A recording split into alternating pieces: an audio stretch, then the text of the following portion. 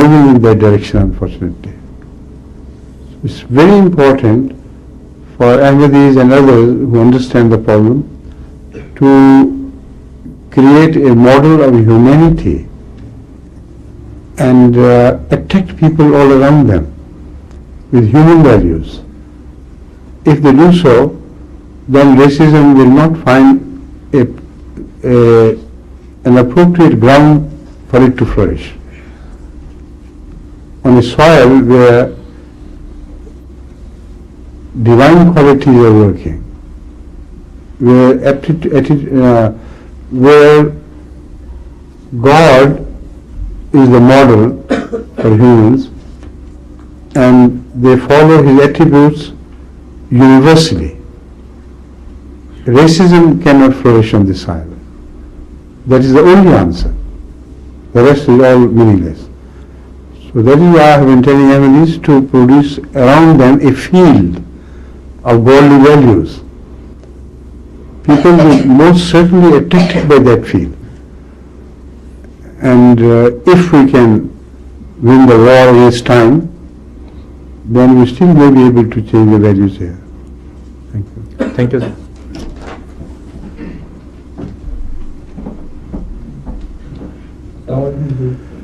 Wa alaikum salam. Yes, you are from? I'm from West Yorkshire. I'm working there as a GP. My name is Mahmood Ahmed Khan. Yes. I just wanted to ask Huzur, what's the Islamic... And how is your wife? She's fine, Jazakallah. Fine? Jazakallah. And your little baby? She's all right, Jazakallah. Okay. Alhamdulillah. I just wanted Sayyida has returned from? no, she's still there. Not yet? Yes, unfortunately, it's his son, so she's still with them. Okay. Just wanted to ask, what's the Islamic view about the modern medical techniques that are being developed every day? Like recently, a human ear was grown on a mouse for later transplantation to a human being. And also about in vitro fertilization, which has been going on for quite a long time, in which the infertile husband and wife cells are used, reproductive cells, to produce an embryo, which is later transferred to the natural mother. See, the guiding principle in all such matters is this, that whatever modern techniques or progress of science helps the creation of God to retain itself.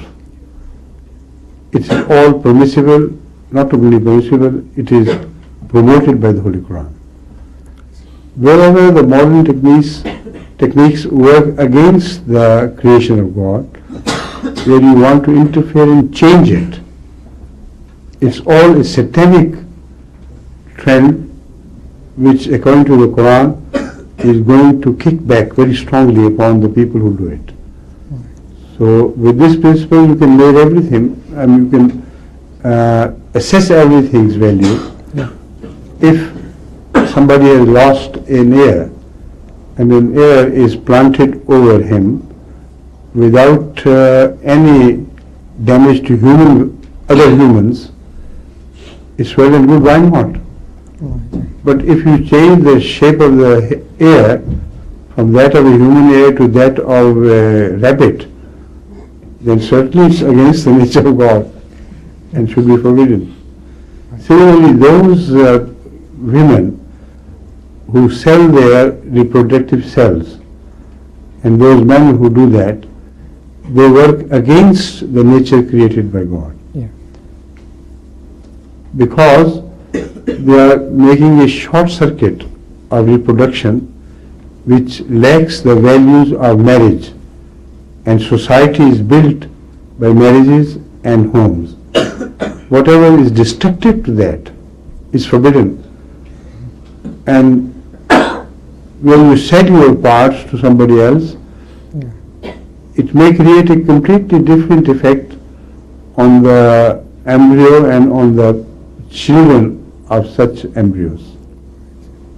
Exactly.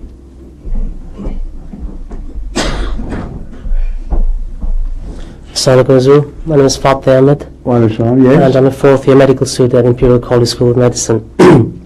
I've got the last 2 years you have been in fourth year? No, sir, I'm doing an intercalated BSc. I'm doing an intercalated BSc for 1 year as well. Right. I've got two very short questions. First one is that non-Ahmadi medical student friends of mine refrain from dissection of human bodies because they relate to hadiths that says that laying a finger on a dead body is like, Huh? they relate a hadith that says that laying a finger on a dead body is like laying 1,000 tons of weight on a live human. There is no hadith, there is no such hadith at all.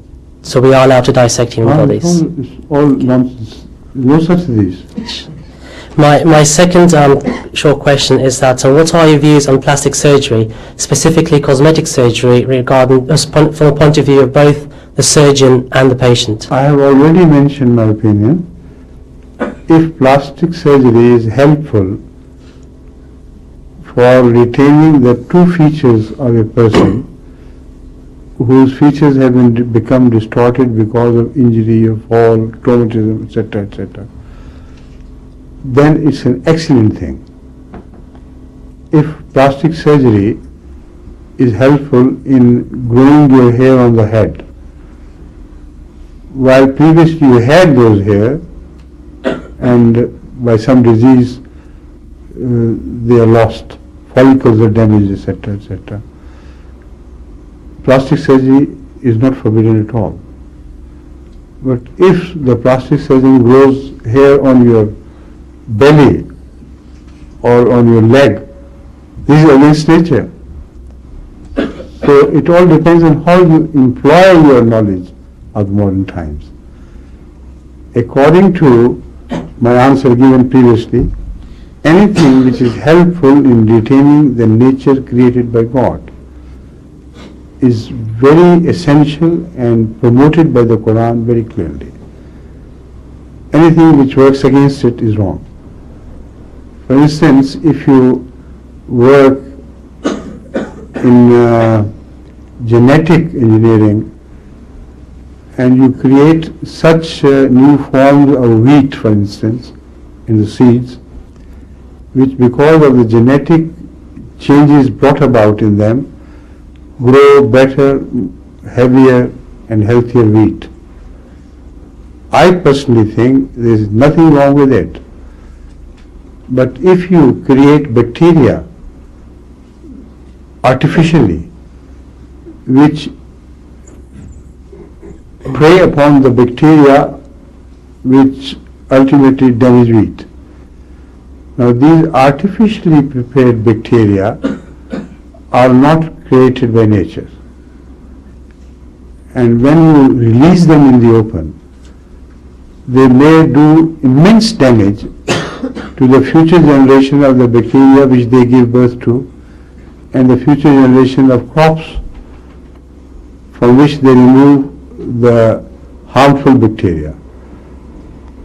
Our knowledge of the harmful bacteria is still very limited.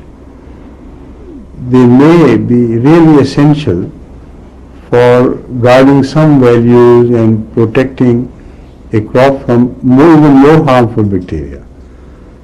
So the knowledge of man is really very limited in this area. And already they have started discovering that the animals which they thought were harmful and they were forcibly removed, they let loose the rapid production of certain other harmful animals which they were preying upon. Like it happened in long ago, before this subject of plastics, I'm sorry, before this subject of immunology in disease, in fields, in crops, was taken up by the scientists as a branch of science. Whether they produce genetic changes or whatever else measure they adopted, this has become a branch of science to protect the crops in the field from various harmful effects. Partially they imply genetics in this. But this subject has been a part of scientific attention even before the invention of genetic changes. In Australia, they forcibly killed a sort of rabbit which they thought created a lot of damage to the crops. So they completely annihilate